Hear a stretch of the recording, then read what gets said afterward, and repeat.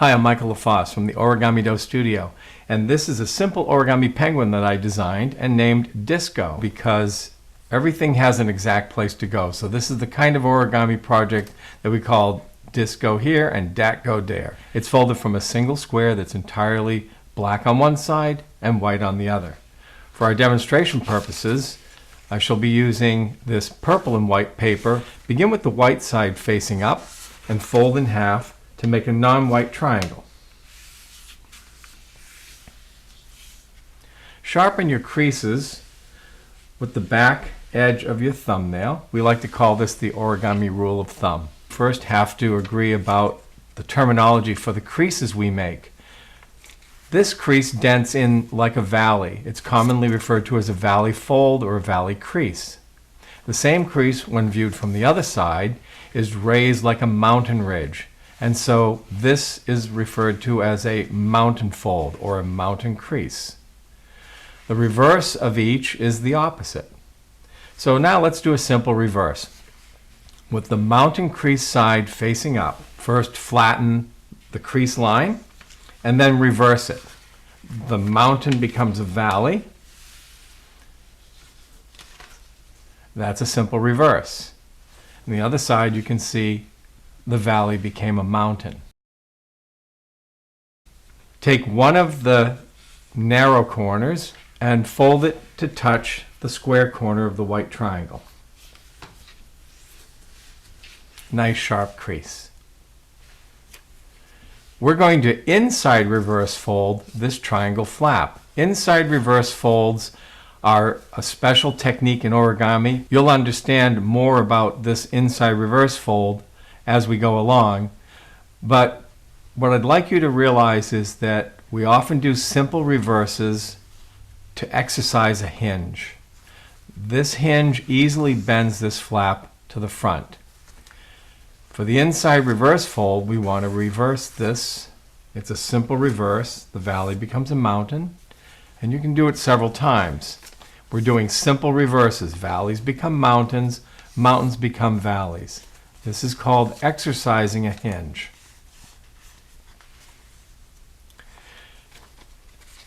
Now take a look at the crease pattern. We have a mountain crease running diagonally corner to corner, and we have exercised hinges here and here. Look where they intersect. I call this the pivot point of the inside reverse fold. Hold with the hand that you don't write with, right there at the pivot point. Here's why it's called an inside reverse. This mountain crease is going to be reversed, not the whole mountain crease, only this segment. It's a mountain, it's going to be reversed into a valley. And when the reverse happens, the paper ends up inside the model. Inside reverse.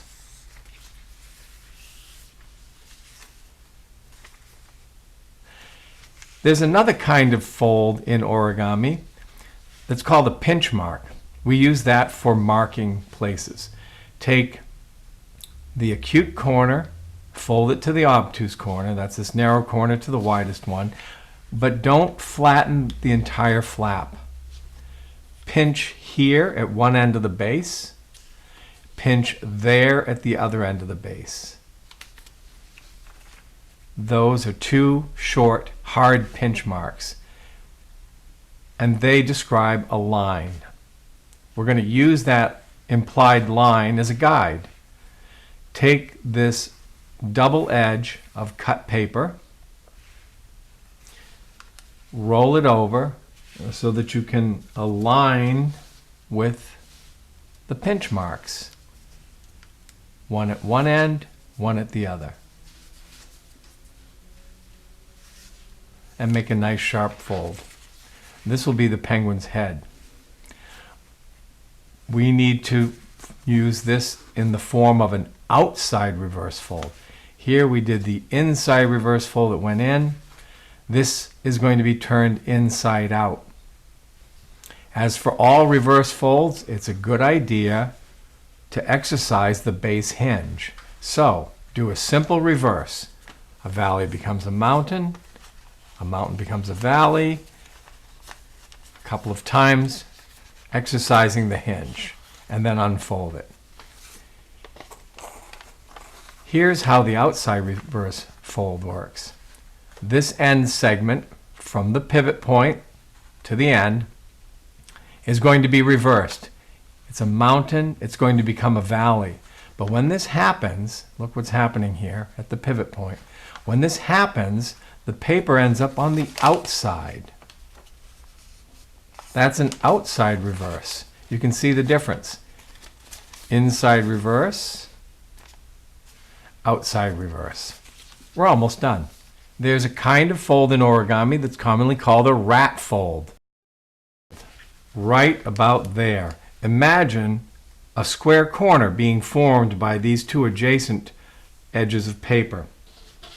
You can get pretty close with an estimate, and if you want to be sure about your work, take the square corner of any piece of paper to check it out.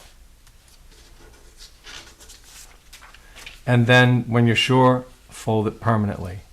If you don't feel comfortable with rat folds just yet, you can perform this fold using the square corner of any sheet of paper just to start with. Set it up like this. This is our known edge.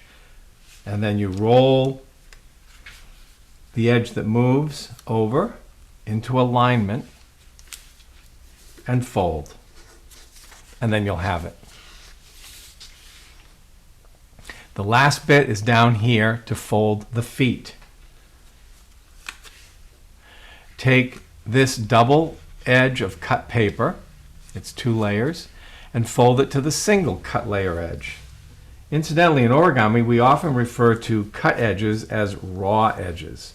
There are only 2 kinds of edges you can have in a piece of origami: the raw or cut edges and any folded edges you make. Those are the only 2 kinds we have. So you see how these cut edges are aligned. Let's flip the paper over and do the same thing on the other side. Like that. And then bring the flaps out, perpendicular to the vertical line of the body. There's DisGo the penguin, and DisGo stands up very well. I hope you enjoyed this project and this lesson on reverse folding. Simple reverse, inside reverse, and outside reverse folds. This project, DisGo the penguin, appears in our new origami kit, Origami Endangered Animals by Tuttle Publishing. It comes with a booklet with all of the folding instructions, as well as a code for you to be able to visit the Tuttle website to watch instructional videos on how to fold all of these creatures. There are a dozen projects, and you can see that we have an elephant, a macaque, a sea turtle. The sea turtle paper is especially interesting. There are 4 different shell views for different species of sea turtles. There's a leopard, a tiger mask, many other creatures, and it comes with beautiful pattern printed papers for each of the different kinds of creatures. The project for the leopard is actually titled Big Cats. You could use other paper patterns and create your own different big cat species, but the leopard paper is provided. If you look here in the model menu, there's a shark, there's a right whale, an ape, a panda, a rhinoceros, a leopard, and then here are the other ones that are mentioned. There's a sea lion as well. There's the macaque. Portion of the proceeds of the sales of this kit go to benefit the Jack and Susie Hanna Fund.